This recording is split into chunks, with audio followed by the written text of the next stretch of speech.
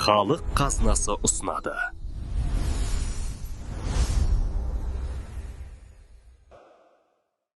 Бір тәуекелге 100 тәубе. Қазақ қалмақ соғысының бір қайнаған кезеңі екен. Әр жолы қазақ пен қалмақ қолы бет-бе-бет келген кезде, сол кездегі қалыптасқан әдет бойынша батырлар жекпе-жекке шығады. Қалмақтың бір батыры бет қаратпай жекпе-жекке шыққан қазақ батырларын бірінен соң бірін баудай түсіріп келе жатады.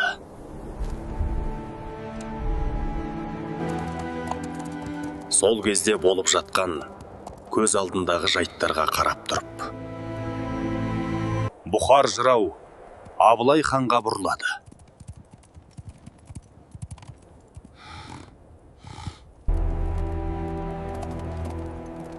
Абылай хан жекпе-жекте қалмақтың Шарш батырын өлтіріп, көпшіліктің көзіне түсіп, ерлігімен әбден танылған кезі. Бір құдайға тәуекел деп шықпайсың ба өзің? Абылай хан Бұхар жыраудың алдына жетіп барып, бата сұрайды. Бұхар жырау: әуелі Құдай оңдасын, әулиелер қолдасын, қыдырата жолдасын, періштелер қорғасын. Алдыңнан жол ашылсын, дұшпандарың басылсын, құты қашып жауыңның аяғыңа бас ұрсын. Әумин. Абылай, Бұхар жырау Көмекей әулиенің батасымен жекпе-жекке шығып, қалмақтың батырын аттан түсіреді, жеңіске жетеді. Қазақ қолының әруағы үстем болып, жауды жеңеді. Біраз уақыттар өткенде дәл осы жағдай қайталанады. Тағы да сол қалмақтың батыры қазақтың батырларын жеңіп жатады. Абылай тағы да бата сұрап, қарсы жаудың алдына ентелей барады. Жоқ, болмайды.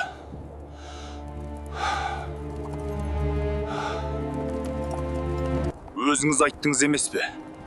Бір Аллаға тәуекел етіп шықпайсың ба деп.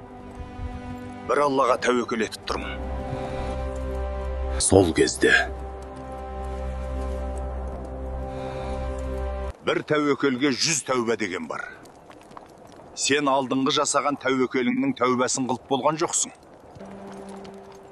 Сондықтан да саған бұл жолы рұқсат жоқ, шырағым.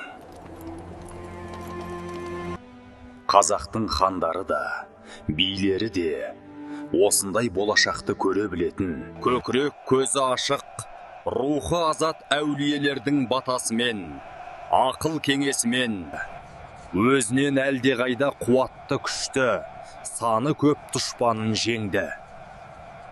Біз айтқан мысал да соның бір жарқын көрінісі еді.